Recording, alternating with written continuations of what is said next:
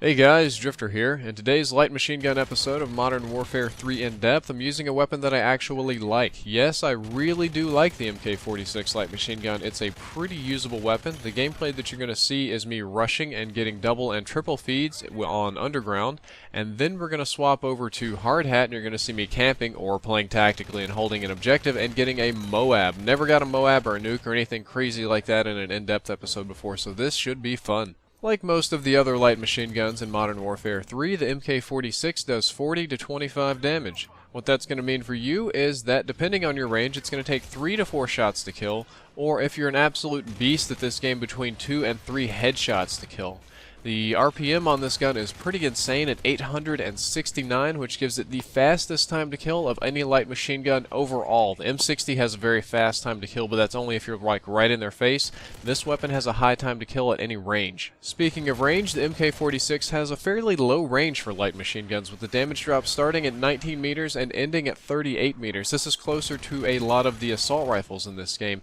However, thanks to the very high fire rate and the fact that you can only go down to 4 bullets being fired, the time to kill is very consistent on this weapon, and the time to kill is better than most assault rifles at this range. So the MK46 is a very deadly gun if you're accurate with it. I found that the recoil on the MK46 is fairly low for light machine guns and pretty easy to master. While it's not as pleasant as that of an assault rifle or a submachine gun compared to some of the other wobbly monsters in this category, it's pretty good. It kicks around a little bit much, but it is very easy to correct manually. I found myself able to headshot people pretty easily at range, and if I shot in bursts of no more than 10 shots, I could pick people off like they were sitting ducks. At close range, there was no need to worry about the recoil. The only true weakness of this weapon is its absolutely colossally, brutally slow reload time of 7.13 seconds. Yes, that's 7.13 seconds to reload. If you have sleight of hand, it's still going to be over 3 seconds just to reload your gun. Thankfully, it comes with a nice big 100-round magazine. However, if you do plan on killing a lot of people, you will have to reload. So I do recommend running the specialist package, sleight of hand, or camping very hard when you reload, because it's going to take a long time.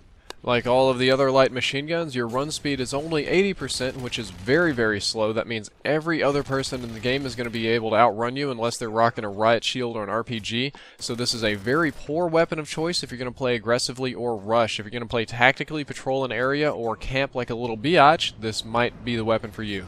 The MK46 is absolutely best suited for a patrolling role, which is what you've seen me do on hard hat. You can camp with it, and you can go a little bit aggressive, but not too aggressive, and you still have to aim down sights a lot. You can't sprint and attack people. So, my recommended attachments of choice are that you use the attachments proficiency, which will allow you to use a red dot sight and the grip.